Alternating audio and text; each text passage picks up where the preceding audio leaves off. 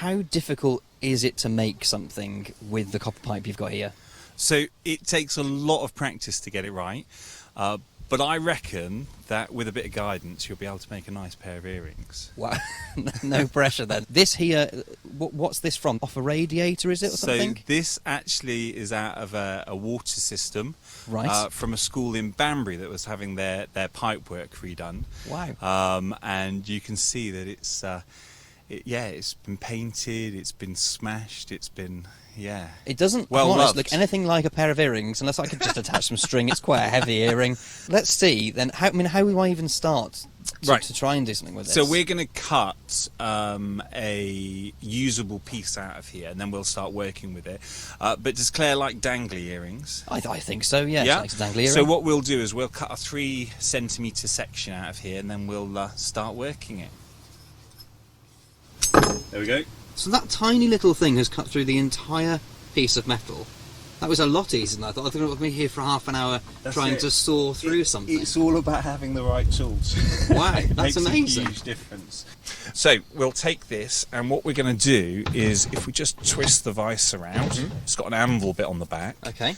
And what we're going to do is take the hammer. Right, yeah. And we're just going to gently flatten that piece. That's it, good. Right, that looks quite flat to me. Yeah. What are we thinking there? That's grand. Brilliant. That's there great. You go. There's a rectangular earring for you. We've got a little bit more work to do yet. Right, okay. So what we need to do is we're going to cut the seam down here. So just the edge. And what we're going to do is we're going to use these, which are tin snips. And you're literally just cutting the seam off. So okay, you've got so to keep almost it... like a pair of scissors just completely taking exactly right. Okay. We might draw you a line on the next one. Rustic, I think, is the phrase there. Okay, so we'll put that up on the anvil there. Okay. And then what we're going to do is we're going to use this hammer, which is a Ball Pein hammer. Okay. And you're patterning that so that it looks like that. Wow, okay. So this is the point where the actual, like, decoration the almost pattern goes on, yeah. So how do you think that looks? I think that looks good. I mean, what's your expert eye? Pretty much there. I think I'd go around this stage a little bit more and up that there a little bit more. But so Claire, the next BBC Radio Shropshire Christmas party, if I don't see you wearing these, I will take great offence. There's a lot of time and effort gone into this. And an old pipe from the school, where was it? In Banbury. In Banbury, yeah. Oh, there you go. That's the one good thing though, isn't it? Because you can see all these different parts and pieces you make. Yep. Have not only the story of you making them and what you've requested, but also a past as well. They've previously... Well, exactly, and I mean, these also, since Banbury, this piece of pipe has been to, this year has been to Milton Keynes, has been down to Stratford-on-Avon, we've been back up to Broxton, and then we've come up through... Rugeley on the Trent and Mersey up to Fradley, Great Hayward, and then down to Ortherley Junction and then back up here. So it's done a fair few miles with us as a family. Where's next for you after Market Drayton then? We're moored here just off the Beresford Road, but where are you heading next? We'll have a discussion on Saturday morning at breakfast, and it will be a family discussion, you know. So my daughter's 4 and very opinionated, and my son's 10, and we take into account what everybody's needs are, you know. So there'll be needs from me for having foot traffic, you know, past the boat for sales and orders and things like that.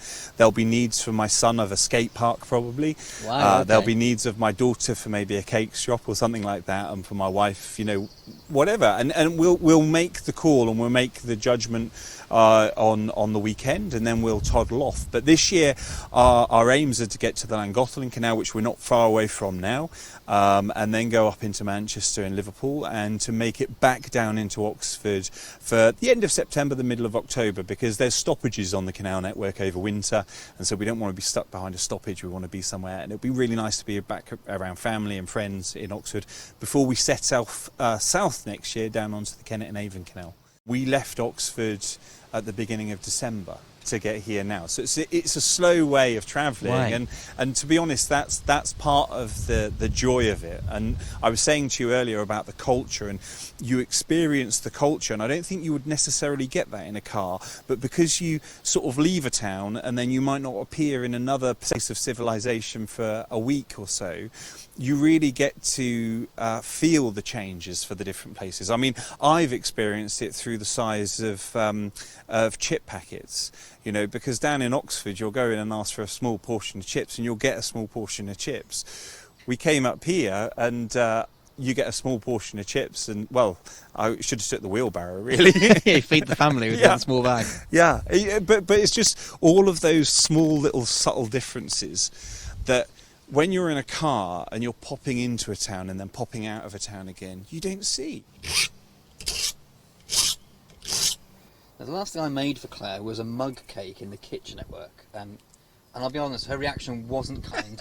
So I'm hoping that this is going to be a little bit more of a positive reaction. Was this one of the cakes that you make in the microwave? That's it. So put the ingredients in a mug and off you go. Is this a BBC thing? Because I've heard they did this in Oxford as well, at BBC Radio Oxford, and I don't think that went down very well with the presenter as well. I mean, to be honest, I've had a better Victoria sponge, but I think given that it took about 30 seconds to make, she should have been more appreciative. It's been fantastic to see the waterways coming back to life after such a dead winter during lockdown. You know, we've gone for hours in the winter to go and get water or to get essential services and not seen a soul. Wow. I mean, I think in the first lockdown it was nice because it was this time of year and the towpaths weren't as muddy, but in the winter months when we had a lockdown, the towpaths, it was like the Somme in some areas.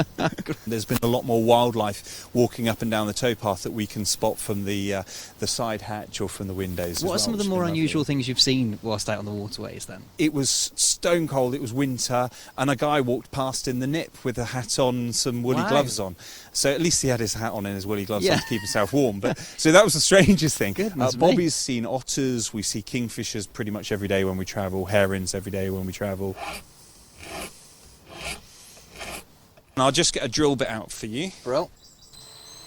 I go a little bit faster than that. And the reason why we go fast is because copper is an incredible inductor of heat. There you go, there's the drill bit gone.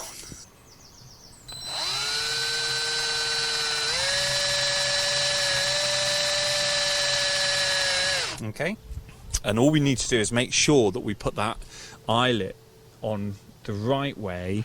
There we go, and then we just need to close up that. And there is a pair of earrings. Well done. That's incredible. To think where that came from and how it started.